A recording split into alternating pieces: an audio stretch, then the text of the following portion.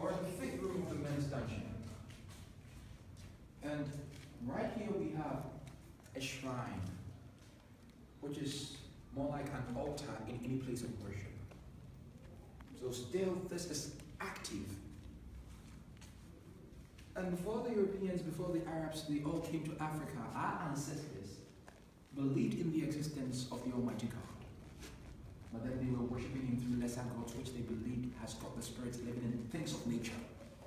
And if I say things of nature, I mean trees, mountains, rivers, and so many other things. So behind the castle, if you had seen it, there's a huge rocky mountain there. That was believed to be where the god was. So people were going there to worship, and he was known as Nanataber.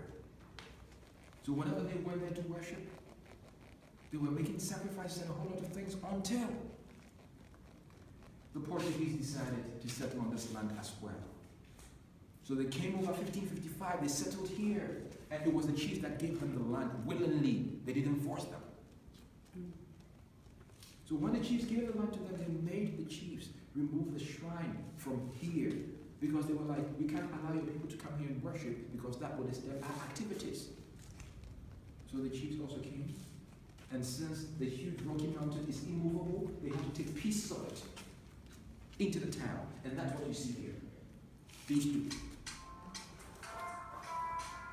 So it was taken into the town. The Portuguese settled here, but they were even defeated by the Swedes. The Swedes stayed here, built a stone fort called Fort Carolsberg from around 1653. And whilst they were here, they were also defeated by the Danes. The Danes were also defeated by the Dutch. The Dutch were defeated by the British.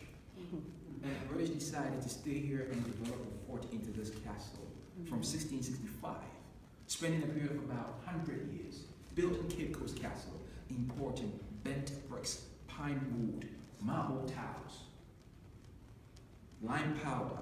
They also brought in carpenters, masons, but they were using cheap African labor as well to build the castle.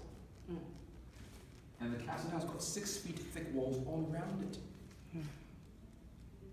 At the same time, it's covering an area of about 3,900 square meters, or let's say 1 acre approximately.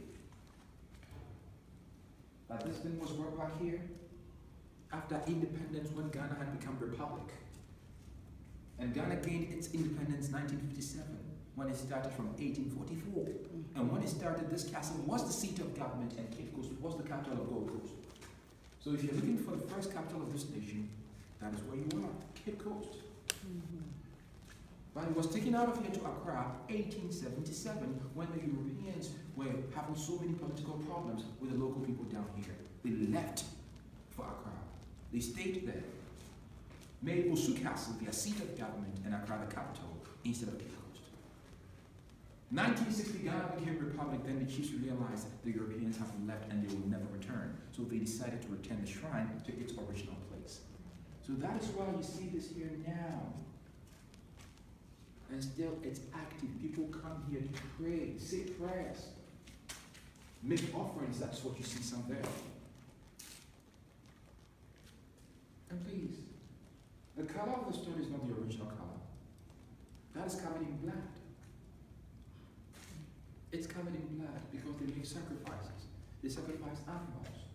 Talk of sheep, cattle, fowl, and so many things here. But behind this, you can see this very thick wall. And behind the thick wall, you can see another wall. Please look at the construction carefully. You realize there is something unusual about these two walls. The only thing unusual about it is you realize the wall in front is never a part of the original construction. Which means this is being used to cover up something. And what's that?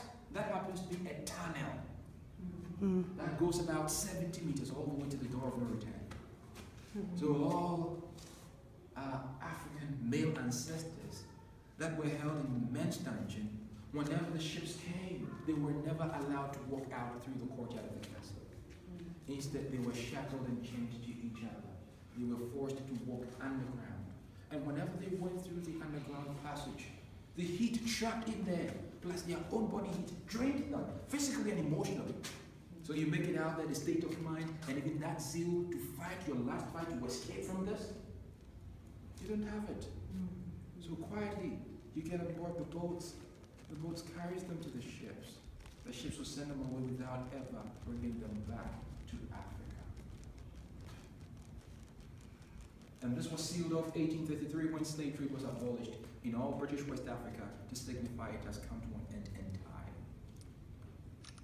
On the other side, we have so many wreaths made of ribbons, and these were brought here by our fellow brothers and sisters that do come here from time to time to visit the place.